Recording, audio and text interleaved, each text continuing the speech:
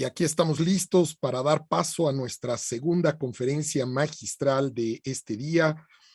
Esta conferencia titulada Derecho de Acceso a la Salud, un derecho humano, que impartirá el doctor Luis Raúl González Pérez, es titular del Programa Universitario de Derechos Humanos de la UNAM.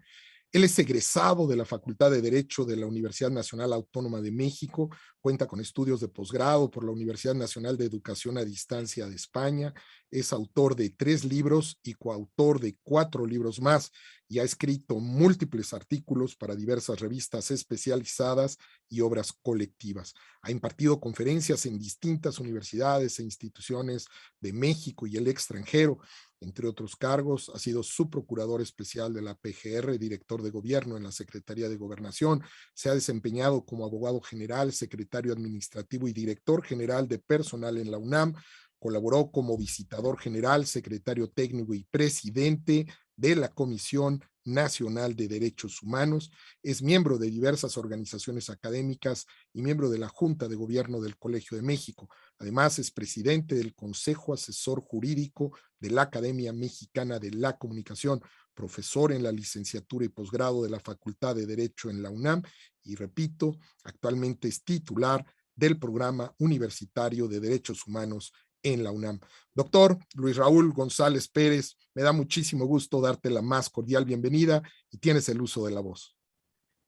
Muchas gracias, muy buenos días tengan todas y todos ustedes. Realmente es un gusto atender esta amable invitación, esta deferencia para que un servidor participe en este gran evento, un evento importantísimo, sobre todo por quien lo organiza y sobre todo también por quienes son los destinatarios del mismo, quienes han hecho de su profesión o del ejercicio de un derecho, el derecho a la libertad de expresión, a la información, su profesión. Muchas gracias por la deferencia de invitarme al Instituto Global de Comunicación, así como a la Facultad de Medicina, a Enrique Bustamante y al doctor Germán Fajardo. Déjenme contextualizar un poco, iniciando por hablar de lo que es la dignidad humana, que al final de cuentas es el sustrato de lo que son los derechos humanos. Cuando hablamos de este término de derechos humanos, tenemos pues una falla técnica en estos ejercicios de transmisión en vivo a partir de pues la conectividad en internet, que a veces hace algunas travesuras como la que está haciendo en esta mañana, algunas fallas técnicas pues desafortunadas, pero estamos a unos segundos de que se vuelva a conectar el doctor Luis Raúl González Pérez. Él es el titular del Programa Universitario de Derechos Humanos de la UNAM, que pues en este día lo hemos invitado porque hemos hablado a lo largo de toda la pandemia de la importancia de la salud, hemos hablado del COVID-19 en muchísimas observaciones y desde distintos puntos de vista que nos han permitido tomar referentes importantes para poder desarrollar pues notas periodísticas que pues desde esa variedad y desde ese panorama amplio que hemos presentado le han ayudado a muchas y a muchos de ustedes a desarrollar su trabajo.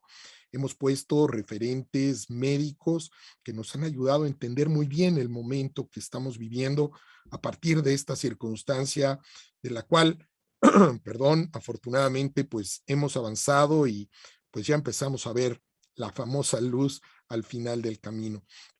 Pero hoy, pues nos pareció muy importante observar toda esta circunstancia del derecho del acceso a la salud como un derecho humano, un punto que es fundamental porque pues la pandemia nos ha hecho ver la importancia que significa para todos nosotros el tema de salud. Así que les agradezco mucho su paciencia. En unos segundos más está nuevamente el doctor. Y en este link, así que vamos a poner una cortinilla unos segundos y reconectamos con el doctor González Pérez. Bien, pues como lo comentaba hace unos segundos, las desafortunadas fallas técnicas que ocurren de manera cotidiana en este tipo de transmisiones en vivo, pues hizo que nos desconectáramos unos segundos del inicio de la conferencia de derecho de acceso a la salud, un derecho humano, que pues nos va a compartir el doctor Luis Raúl González Pérez. Doctor, tienes la palabra. Una disculpa por estos contratiempos. me refería yo a la dignidad humana. Déjenme destacar que es el sustento de los derechos humanos y destacar a Immanuel Kant, que en la Ilustración se refería precisamente a este tema, en donde buscaba destacar que los seres humanos son sujetos de derechos y poseen una dignidad. Decía él, en el reino de los fines, todo tiene un precio o una dignidad. Aquello que tiene un precio puede ser sustituido por algo equivalente. En cambio, lo que se halla por encima de todo precio y por tanto no admite nada equivalente, eso tiene una dignidad. Y bajo ese principio, los seres humanos están dotados de esa dignidad y de derechos, y por lo tanto son libres de elegir su propio plan de vida, su propio desarrollo. Los derechos humanos hay que entenderlos como valores superiores formulados históricamente como aspiraciones de justicia y libertad. Su contenido son libertades mínimas consideradas imprescindibles precisamente para vivir con esa dignidad. La mayoría de los grandes instrumentos en la materia se refieren a la dignidad como preámbulo para sustentar los derechos humanos. Así podemos decir que los derechos humanos son las facultades, prerrogativas, libertades y pretensiones de carácter civil, político, económico, social y cultural, que se consideran inherentes, son inherentes al ser humano. Por el hecho mismo de ser, conlleva derechos humanos. La gran lucha de la humanidad en el tema de derechos humanos no es más que el reconocimiento de los mismos, no es que de repente estos emerjan, se tienen por ser persona y ser humano. Hablemos que estos derechos, y dentro de ellos el derecho a la salud, buscan promover, proteger el bienestar de todos los seres humanos. Bajo esta premisa, el preámbulo de la Carta Orgánica de la Organización Mundial de la Salud define la salud como un estado de completo bienestar físico, mental y social. Y no solamente la ausencia de afecciones o enfermedades derivado de un estilo de vida que permita alcanzar a las personas un balance integral. Al agregarle este valor jurídico a este concepto, se puede decir que el derecho a la salud es inclusivo, al ser un derecho fundamental e indispensable para el ejercicio de los demás derechos. Podríamos decir que es un derecho instrumental de otros derechos, y por ello el estado de salud de una persona puede comprometer, afectar, obstaculizar el ejercicio de otros derechos. En este sentido, déjenme citar con ustedes lo que el comité, un comité de tratados de Naciones Unidas, el de Derechos Económicos, Sociales y Culturales, ha dicho al respecto, y señala que este derecho, el de la salud, está vinculado a otros derechos humanos y depende de esos derechos. Y vamos a ver por qué. En particular, al derecho a la alimentación, a la vivienda, al trabajo, a la educación, a la dignidad a la que nos venimos refiriendo, a la vida, a la no discriminación, a la igualdad, a no ser sometido a torturas, a la vida privada, al acceso a la información, y veremos al final cómo está interrelacionado el derecho a la información, sobre todo pues tratándose de comunicadores, a la libertad de asociación, reunión y circulación. Esos y otros derechos abordan los componentes integrales del derecho a la salud. Es decir, es un derecho que está inmerso en la indivisibilidad e interconexión entre los derechos. Son complementarios e inseparables. De otro lado, pues corresponde a los estados nacionales, a los gobiernos, garantizar el derecho. Y garantizar es crear condiciones para que todos sus habitantes tengan acceso a esos servicios y contribuir al bienestar de la sociedad. Al igual que todos los derechos humanos, el de la protección a la salud impone 3 niveles o tipos de obligaciones a los estados: respetar, proteger y cumplir. A su vez, el de cumplir comprende la obligación de facilitar, proporcionar y promover. De esta manera, a partir del reconocimiento, que es eso, los derechos humanos se reconocen, el reconocimiento del derecho a la protección de la salud, surge la obligación y el deber, por otro lado, correlativo de los estados para asegurar el goce efectivo de ese derecho. Esta obligación se traduce en el deber de asegurar ese acceso a servicios esenciales, garantizando una prestación médica de calidad y eficacia, así como impulsar el mejoramiento de las condiciones de salud de la población. Se ha reconocido que la salud es un tema prioritario que requiere el correcto acceso a los servicios y programas de salud. Y déjenme decirles, se admite que la desigualdad en la salud es un riesgo, y esto es importante señalarlo, es un riesgo y un auténtico atentado contra la estabilidad de las sociedades. Igualmente se reconoce que pocas inversiones públicas son tan productivas y benéficas como las que se hacen en favor de la salud de la colectividad.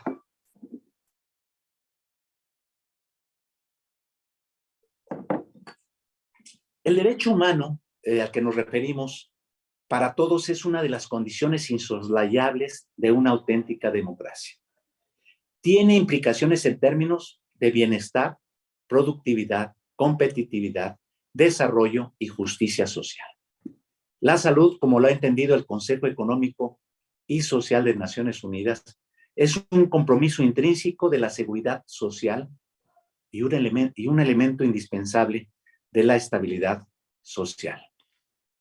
Es un derecho de todas, todos y todes, por lo que su objetivo debe ser la universalidad de la cobertura y la igualdad en la calidad de la protección, lo que implica que todas las personas accedan de la misma manera a los servicios de salud, sin importar condiciones laborales o geográficas, que hubiera financiamiento suficiente para pagar a todos cualquier intervención.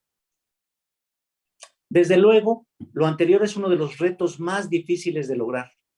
Por ello, se ha determinado que la progresividad, que después mencionaré nuevamente, es una de las características que conlleva la protección a la salud, que conlleva este derecho. Es decir, el principio de progresividad está de la mano del derecho a la salud, pues la provisión de servicios con cobertura universal e igualitaria no puede ser automática, pero tampoco inalcanzable.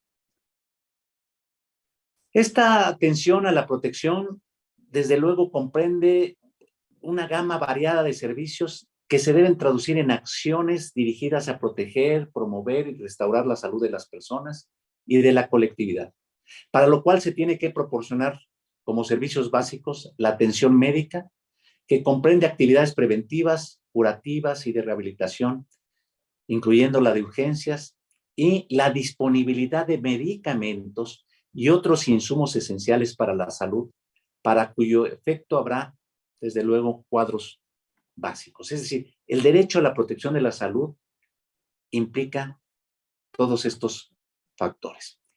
Por su parte, el Comité de Derechos Económicos, Sociales y Culturales de la ONU, y cito su observación número 14 ya del año 2000, nos habla precisamente sobre este derecho que debe de tener un disfrute del más alto nivel y nos habla de sus componentes.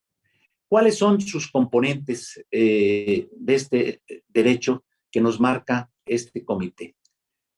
La disponibilidad, es decir, el derecho a la salud comprende que se debe contar con un número suficiente de establecimientos, bienes y servicios públicos de salud y centros de atención de la salud, así como programas.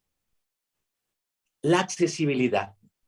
Los establecimientos, bienes y servicios de salud deben ser accesibles para todos, sin discriminación alguna. Ser accesibles de hecho y de derecho, sobre todo a sectores más vulnerables y marginados de la población. Deberán estar al alcance geográfico de todos los sectores de la población, incluyendo minorías étnicas, poblaciones indígenas, mujeres, niños, adolescentes, personas mayores, personas con discapacidad y las personas con VIH y SIDA, entre otros. Comprende también la accesibilidad, el acceso adecuado a los edificios para personas con discapacidad. También implica accesibilidad económica, es decir, asequibilidad. Los pagos por servicios de atención de la salud y servicios relacionados con los factores determinantes básicos de la salud deberán basarse en el principio de equidad. Y la equidad exige que sobre los hogares más pobres no recaiga una carga desproporcionada en lo que se refiere a los gastos de salud en comparación con los hogares más ricos. Otro componente que nos dice este comité es la aceptabilidad. Es decir, que estos establecimientos, bienes y servicios sean respetuosos de la ética médica, de la cultura de las personas, las minorías, los pueblos y las comunidades, a la par que sean sensibles de los requisitos del género y el ciclo de vida. Y deberán estar concebidos para respetar la confidencialidad y mejorar el estado de salud de las personas de que se trate. El último componente, calidad. No basta que se preste el servicio de salud o que se den determinados medicamentos, se requiere que estos sean de calidad. Aceptables desde el punto de vista cultural, estos establecimientos deberán también ser apropiados desde un punto de vista científico y médico, con personal médico capacitado, medicamentos y equipo hospitalario científicamente aprobado y en buen estado, agua limpia, potable y condiciones sanitarias adecuadas. Y volvemos al principio de progresividad. Este derecho del que venimos hablando, que se relaciona con el derecho a la alimentación, educación, vivienda, el agua, el trabajo o la seguridad social, se encuentra ubicado en lo que conocemos como los DESCA, derechos económicos, sociales, culturales y ambientales. Es decir, se encuentra dentro de estos derechos de tercera generación, así identificados dentro de su reconocimiento en la historia, en la evolución que ha tenido ese reconocimiento, y debe ser progresivo y gradual. Estos derechos económicos, estos DESCA, la Corte Interamericana de los Derechos Humanos ha señalado que si bien reconoce cierta gradualidad para su realización, o sea, se reconoce esa progresividad, que atienda a las características legislativas y a los recursos disponibles de cada estado en particular, señala también que incluye un sentido de progreso que requiere una mejora efectiva y continua de los derechos de forma tal que se corrijan las desigualdades sociales y se facilite la inclusión de grupos vulnerables. Es decir, sí, progresivamente hay que ir mejorando estos derechos, pero tienen los estados que demostrar que están cumpliendo con legislaciones y política pública que los hagan efectivos. Al respecto, el artículo 26 de la Convención Americana señala: los estados partes se comprometen a adoptar providencias a nivel interno como mediante la cooperación internacional, especialmente económica y técnica, para lograr progresivamente la efectividad de los derechos que se derivan de las normas económicas, sociales y sobre educación, ciencia y cultura, contenidas en la Carta de la Organización de los Estados Americanos, reformada por el Protocolo de Buenos Aires, en la medida de los recursos disponibles, por vía legislativa u otros medios apropiados. Aquí es importante la orientación que se dé a los presupuestos. Dependerá de esa orientación como los estados estén cumpliendo con esto que mandatan los organismos internacionales y las propias normas constitucionales. La exigibilidad del cumplimiento de esta obligación debe necesariamente contextualizarse en cada ámbito nacional, en la medida en que no se trata de imponer cargas a los países que sean imposibles de cumplir. Los estados podrían de manera justificada, tal vez, diferir en cuanto a sus acciones de acuerdo con los escenarios políticos divergentes, la prevalencia de diferentes enfermedades entre uno y otro país y los recursos económicos que varían enormemente, siempre y cuando sus esfuerzos por el cumplimiento y textualmente cito al comité, se muevan lo más expedita y efectivamente posible hacia la completa realización del derecho a la salud.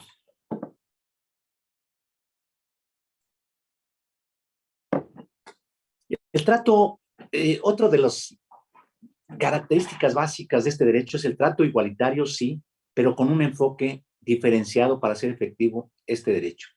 Están obligadas las autoridades a garantizar ese trato igualitario para todas las personas, por lo que no son permitidos tratos discriminatorios, como pueden ser la distinción, la exclusión, la restricción o preferencia basadas en motivos de raza, color, sexo, idioma, religión, cultura, orientación sexual, o por opiniones públicas o de otra índole, el origen nacional, social, la propiedad, la posición económica. Y cuando digo, por ejemplo, origen nacional, déjenme decirles, las personas migrantes y la región de Latinoamérica enfrenta problemas severos de personas en contexto de migración. Las personas migrantes, cuando pisan territorio mexicano, y cito el caso de México, tienen los mismos derechos que cualquier nacional. Por ejemplo, en protección a la salud. El Estado está obligado a brindarles esos servicios de salud. Ya se han concedido amparos en San Luis Potosí, por ejemplo, donde por la condición irregular se le negaba a una persona migrante y los jueces de amparo determinaron que no había una justificación en la distinción porque, dice el artículo 1 de nuestra Constitución, que los derechos contenidos en la misma se aplican para todas las personas en territorio nacional, con las restricciones que la propia Constitución establece, que no es el caso de estos servicios para personas migrantes. Entonces, este principio de no discriminación busca que no resulten anulados o menoscabados ese reconocimiento en función de esas características que decíamos. El derecho a la igualdad y no discriminación abarca dos concepciones, una negativa relacionada con la prohibición de diferencias de trato arbitrarias y una positiva relacionada con condiciones de igualdad real frente a los grupos que han sido históricamente excluidos, que se encuentran en mayor riesgo de ser discriminados. Es decir, esta concepción positiva es que el Estado tiene que realizar, alcanzar la igualdad sustantiva, la igualdad real, eliminando los obstáculos para hacer efectivo este derecho. No podría escapársenos que entre los objetivos de la Agenda 2030 de Desarrollo Sostenible de Naciones Unidas, uno de estos objetivos es lograr una vida sana y promover el bienestar universal de las personas en todas las edades, contemplando las condiciones de vulnerabilidad. La propia Agenda 2030 de Desarrollo Sostenible establece el combate como objetivo número 1 a la pobreza, el 2, la suficiencia alimentaria. En consecuencia, los estados nacionales deben asegurar los medios de infraestructura indispensables para brindar una atención adecuada, oportuna y de calidad a sus pacientes. Y debe ser reforzado en función de las personas en condiciones de vulnerabilidad. Por eso, circunstancia de principio diferencial para atender a estas personas de mayor, en condiciones de mayor vulnerabilidad. Déjenme pasar y pregunto cuánto tiempo me queda nada más por el tiempo que perdimos. Vamos bien, 8 a 10 minutos sin ningún problema. Muy bien. El derecho a la salud en situaciones de emergencia. Este derecho humano en estas circunstancias exige, desde luego, a los estados velar fortalecidamente la adecuada regulación de los servicios, brindando aquellos necesarios de conformidad a los elementos, a los componentes que dijimos de disponibilidad, accesibilidad, calidad y aceptabilidad. Es decir, la circunstancia de emergencia no elimina lo que el Comité de Naciones Unidas ha determinado en cuanto a lo que dijimos de estos componentes. También establece que debe de darse sin discriminación, con una perspectiva de género, pero también, como se ha destacado, brindando medidas positivas respecto de grupos en situación de vulnerabilidad.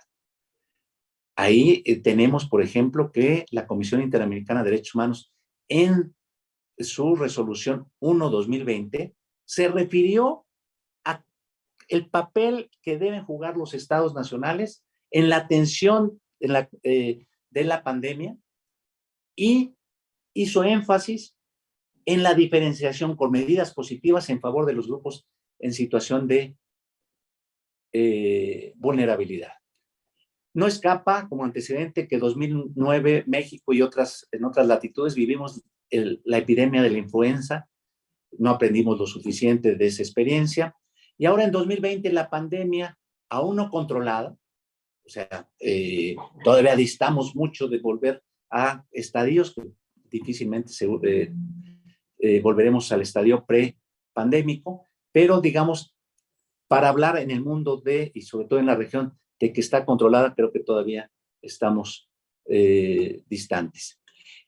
Pone en perspectiva esta experiencia, que seguiremos enfrentando estos fenómenos que inciden en el derecho humano, déjenme decirles, no solamente a la salud, sino aquellos interrelacionados como los que mencionamos, pero sobre todo al de la vida, al de alimentación, vivienda, al empleo y la educación, entre otros.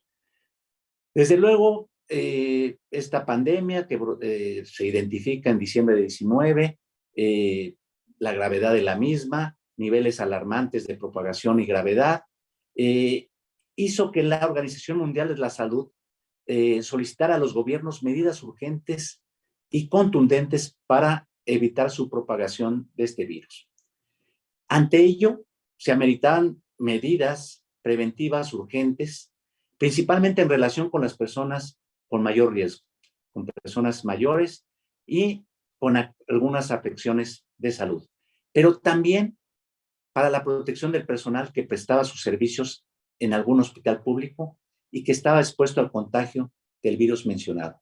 Como los derechos de los pacientes, los derechos de los propios médicos se convierten también en un factor importante de su preservación para hacer efectivo el derecho a la salud de la población.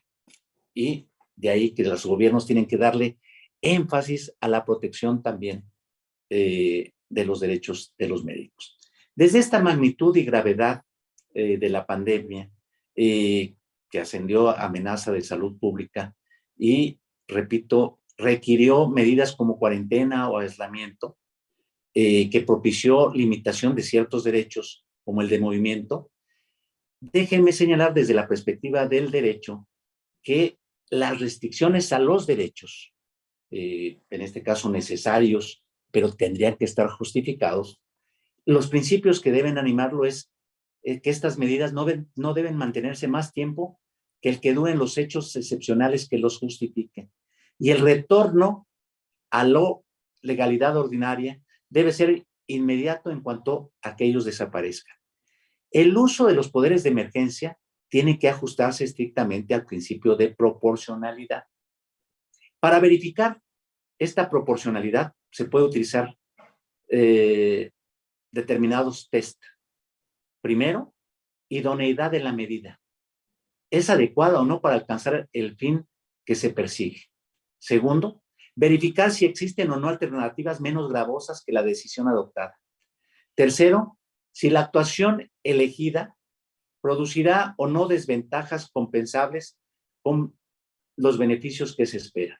Es decir, estas medidas, estas restricciones a libertades individuales deben ser el último recurso y solo se justifican cuando existan ciertas condiciones, como que, primero, que estén previstas en una norma, que resulten indispensables para promover el bienestar general y proteger la salud pública, que se basen, y es lo deseable, en evidencia científica, que se ajusten al principio de proporcionalidad que decíamos, que no haya arbitrariedades en su implementación ni discriminación contra determinados sectores, personas, que tengan una duración limitada y que sean respetuosas de la dignidad de las personas y desde luego que estén sujetas a revisión. De acuerdo con el último informe de la CEPAL y de la Organización Panamericana de la Salud, de este 14 de octubre del 2021. La prolongación de la pandemia de enfermedad por coronavirus, COVID-19, ha cobrado cerca de 1,5 millones de vidas en América Latina y el Caribe, y ha dado lugar a más de 44 millones de casos confirmados desde su aparición en la región. En febrero de 2020, la región acumula cerca de 1/5 parte de los casos confirmados de COVID y alrededor del 30% de las muertes en todo el mundo, a pesar de tener solamente 8.4% de la población mundial. Las condiciones de vulnerabilidad que caracterizan a América Latina y el Caribe la han hecho especialmente sensible a los efectos de la pandemia. Esta crisis sin precedentes ha dejado en evidencia la centralidad de la salud y el bienestar de las personas y comunidades para el desempeño de las economías y el desarrollo social. Es decir, se debe poner a la salud en el centro de atención porque conlleva la afectación a otros derechos. Y déjeme rápidamente resaltar lo que dice la Comisión Interamericana y la Relatoría sobre Derechos Económicos, Sociales, Culturales y Ambientales, que nos señala que en la región esta emergencia sanitaria generó efectos económicos y sociales que todos hemos observado, impacto en el acceso al empleo en condiciones de dignidad, evitó que se fuera o contuvo la reducción que se venía dando de la desigualdad y el combate a la pobreza y el hambre. Lamentablemente, por el contrario, esto ha crecido. Ha afectado mayormente a las personas en situación de vulnerabilidad y de ahí la importancia de que se combatan para contener estas desigualdades y la pobreza, pues estas desigualdades en el tema de atención a la salud mediante inversiones fuertes que se puedan hacer para fortalecer estos sistemas. Dice la Relatoría y la Comisión Interamericana que ante la marcada ausencia de inversión en salud pública, la pandemia hizo más evidente estas desigualdades. Y déjenme señalar los enfoques que debe de tener la atención integral a la pandemia, un enfoque basado para hacer efectivo el derecho a la salud, un enfoque basado en derechos humanos, sistémico e integral, igualdad y no discriminación, enfoque diferencial y especializado considerando la diversidad humana y la etnicidad. Y un punto al cual con ese cerraré, el acceso a la información y rendición de cuenta de los gobiernos. La atención efectiva de una pandemia radica en buena medida en la capacidad que los gobiernos tengan para cumplir con la obligación de generar la información, pero no cualquier información. La información tiene que ser veraz y es un derecho de las y los ciudadanos, de las personas, el estar informados verazmente. En México, en 1996, por un caso dramático, la Corte Mexicana determinó que las autoridades debían considerar como derecho humano el derecho a la verdad y que incurrían en responsabilidad cuando la autoridad que estaba obligada a proporcionar información objetiva y veraz era la que propiciaba desinformación o no expresaba la objetividad de la misma.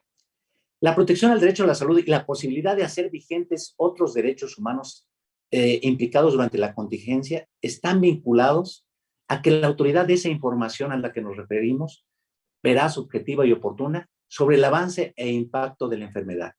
La falta de información veraz afecta la toma de decisiones e incide negativamente en la posibilidad de proteger la salud de las personas. Tener datos confiables en tiempo real para predecir el comportamiento de una enfermedad o una crisis sanitaria nunca ha sido tan importante para medir la salud poblacional. Y es que sin ellos se vuelve imposible tomar buenas acciones. Garantizar la debida transparencia y el acceso a la información se vuelve cuestión prioritaria, no solo para la atención en el ámbito médico, sino para reconocer y actuar en respuesta a las afectaciones que la misma está causando en la economía, en la política y sobre todo en la dignidad de las personas. La información que la autoridad responsable debe difundir sobre el impacto del COVID y la situación real que enfrentan los países tiene que ser integral y con sustento científico para blindarla de toda su posición de sesgo o manipulación, lo cual contribuye al combate de la pandemia. Y por el contrario genera un riesgo para el cuidado si no se da debido a la salud de las personas. Es previsible que haya nuevas oleadas de esta pandemia que nos afecten en el futuro, por lo que estos datos nos permitirían determinar políticas y acciones más pertinentes, fortalecer los sistemas de salud y apoyar y promover la investigación científica, establecer esquemas de prevención, detección, atención temprana, así como buscar que las poblaciones con mayores condiciones de vulnerabilidad frente a la enfermedad, hipertensión, diabetes, obesidad, reduzcan esos riesgos. Concluyo. Todo ser humano tiene derecho al más alto nivel posible de la salud, que le permita vivir dignamente, hacer una vida sana. Hoy la Corte Interamericana de Derechos Humanos ya no se refiere a la vida desde el punto de vista biológico solamente.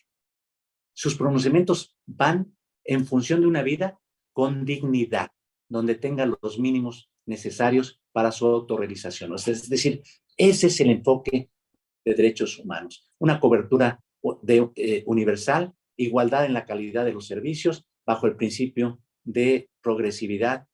Y termino con lo que dice el informe citado de CEPAL y la Organización Panamericana de la Salud, que en su última recomendación del informe reciente de octubre, dice que los estados deben consolidar el bienestar con políticas universales, redistributivas y solidarias con enfoque de derechos humanos. Muchas gracias por su atención y perdón los inconvenientes técnicos que tuvimos.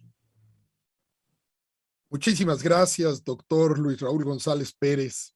Extraordinaria conferencia magistral y bueno, pues como sucede en estos casos, después de tanta información, por supuesto hay muchas preguntas. Trataré de desahogar algunas que me parecen prioritarias y juntar algunas más por temas. Una primera que nos parece importante y que te preguntan, doctor, es Yasmín Figueroa, te dice, hoy en día en todos los hospitales se obliga a los pacientes a firmar cartas donde se libera al hospital por cualquier consecuencia fatal en los procedimientos médicos que ahí se reciban. Esto no limita al paciente y sus familiares a ejercer su derecho a poder demandar en casos de que pues haya una consecuencia fatal, por ejemplo, doctor. Sí, muchas gracias por la pregunta a Yasmín. Desde luego, estos consentimientos para determinar la atención médica que se solicita a los pacientes no exime de responsabilidad a los médicos si hay una mala praxis, si hay negligencia al respecto.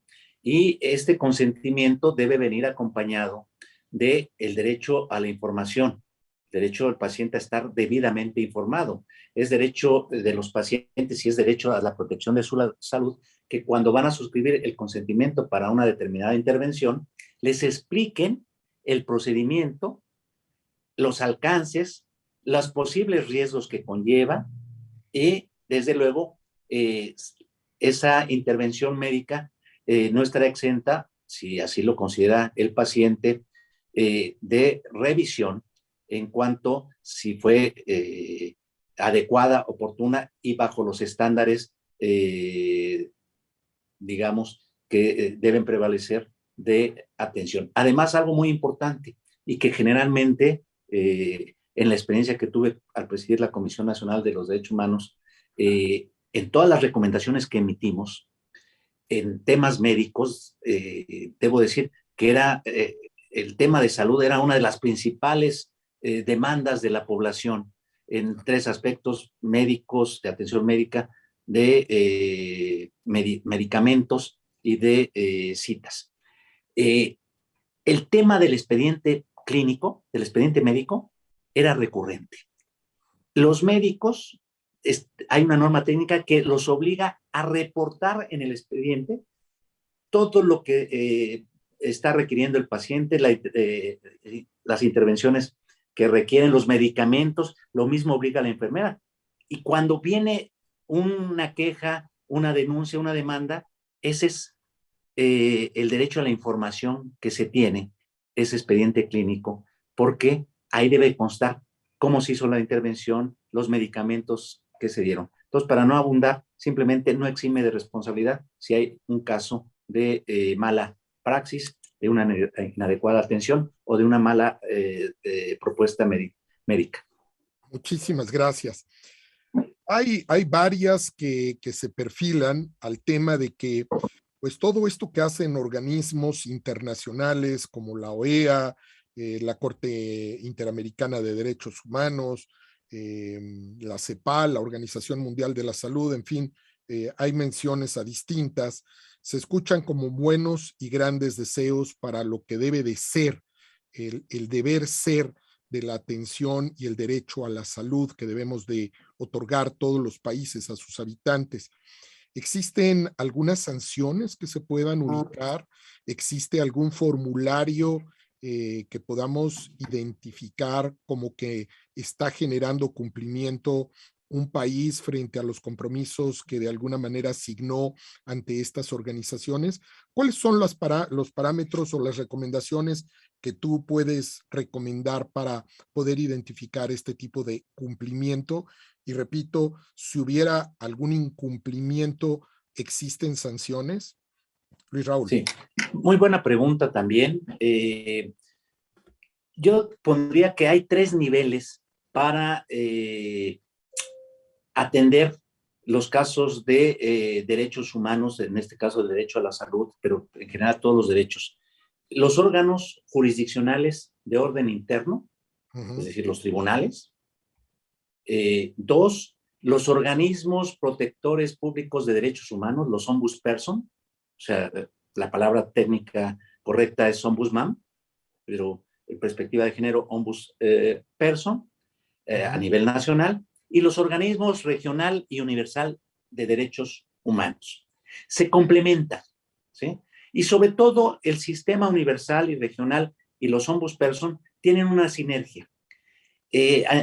A nivel regional hay 9 comités de tratados que supervisan la actuación de los gobiernos y emiten informes, y son informes públicos. Y hay un Consejo de Derechos Humanos donde participan los estados nacionales y pueden participar los ombudsperson, y ahí también se dan estas determinaciones. Y las consecuencias tienen que ver, por ejemplo, en términos de que si se observa, por ejemplo, en la suscripción de tratados comerciales, la Unión Europea, por ejemplo, pregunta o observa cómo está el tema de los cumplimiento de los derechos humanos en un determinado país. Digo el caso de México porque es el que me consta, que me preguntaron como ombudsperson, que cómo veía la situación de derechos humanos en el país, porque ellos tenían que, el Parlamento Europeo tenía que ver si aprobaba o no la suscripción de un tratado. Es decir, se dan ahí circunstancias en donde pueden afectar las circunstancias económicas de los países si no se ven avances en la atención de las resoluciones que emiten estos órganos.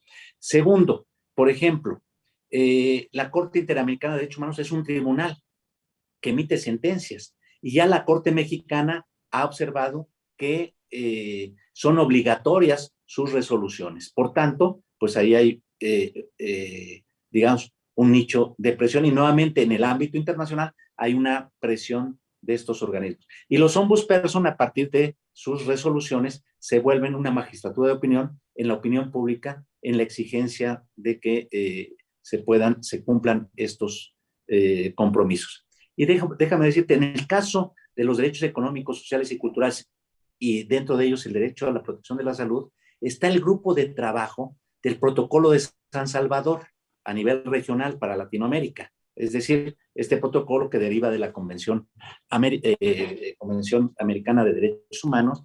Este grupo de trabajo tiene cerca de 91 indicadores de medición de cada uno de los estados y hace sus reportes, y desde luego este informe se presenta a la Asamblea General de la OEA y sus efectos, desde luego, tendrían impacto en las determinaciones de los acuerdos comerciales, etcétera. Es decir, es la imagen de los países ante sus pares.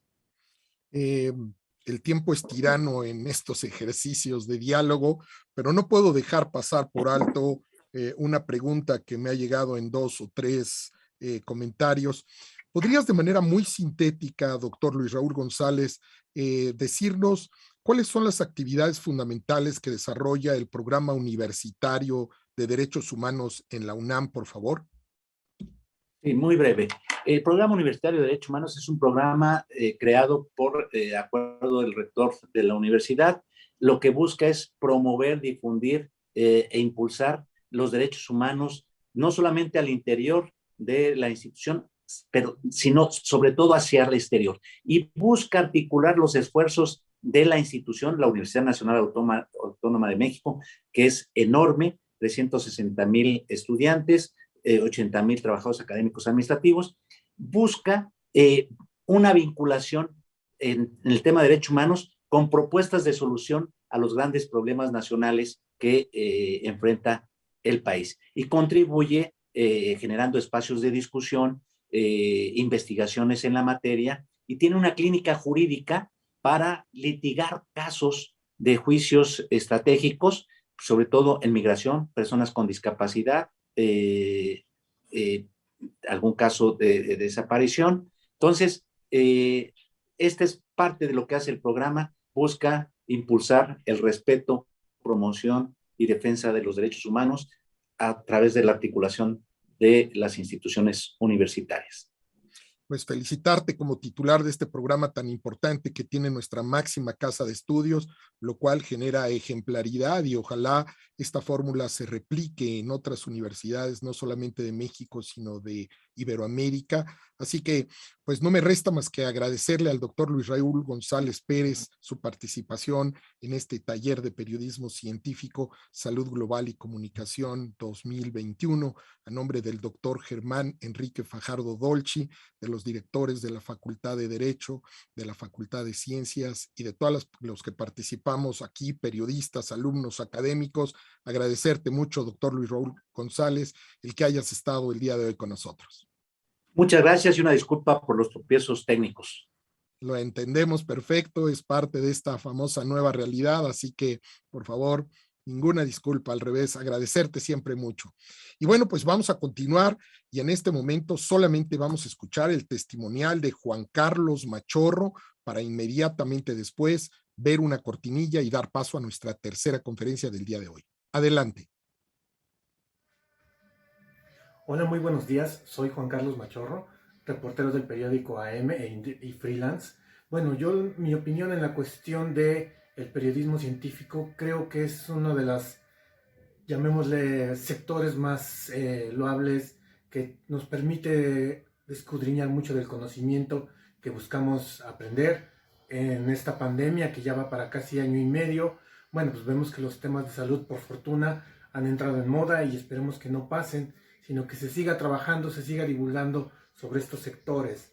En el caso del foro y ahora que está siendo online, a diferencia de cuando era en persona, bueno, pues creo que es muy bueno, esperemos que próximamente regresara como es, y creo que de mi parte, no sé los demás compañeros, pues agradecemos que se sigan haciendo estos esfuerzos para capacitarnos, para seguir sabiendo de temas, para seguir escuchando a los expertos, y bueno, pues seguir en la profesión y seguir dándole voz a los temas de salud, ciencia, medio ambiente, tecnología y todo aquello que rodea al periodismo en estos ámbitos que sabemos que son esenciales y hoy la pandemia nos ha demostrado que tenemos que darle la importancia que se debe.